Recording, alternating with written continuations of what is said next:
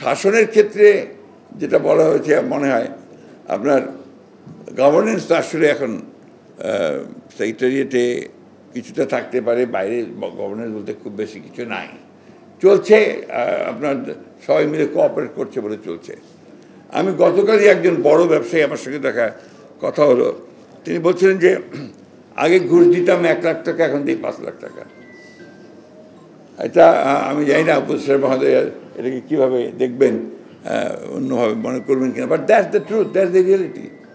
পুলিশের কোনো পরিবর্তনই হয়নি, বরঞ্চ তারা আরও সুযোগ নিয়ে, যে একবার বলে যে মিলিটারির কাছে যাও, আরেকবার বলে যে কোর্টে যাও, এভাবে পুলিশ তার দায়িত্ব এড়িয়ে চলার চেষ্টা করছে। কারণ তারা তো আসলে কনফিডেন্সই নেই। পুলিশ তো সেই পুলিশ না যে আপনার কনফিডেন্স নিয়ে কাজ করতে পারে, কারণ তারা তো আপনার ওই বিগত সরকারের সেই সমস্ত অপকর্মগুলোর সঙ্গে জড়িত ছিল। ফলে এই জিনিসটা এত সহজ নয়। আমি যে জিনিসটা বলতে চাচ্ছি, এই জিনিসটা এত সহজ নয়। এটাকে রাতারাতি আমরা সব কিছুকে বদলে ফেলতে পারবো না।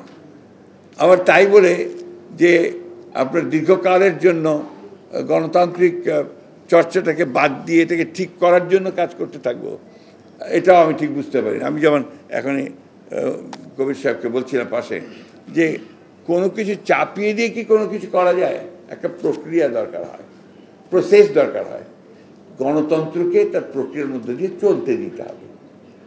ভালো মন্দ প্রথম দিকে থাকবে, আবার ঠিক হবে, আবার যাবে, আপনার উত্থান পতন ঘটবে, কিন্তু একদম বাদ দিয়ে আবার এটাকে ঠিক করতে হবে, ওটা ঠিক করতে হবে, করতে গেলে দেখবেন যে আমরা যেটা লক্ষ্য করছি সেটা ঠিকমতো কাজ করছে না।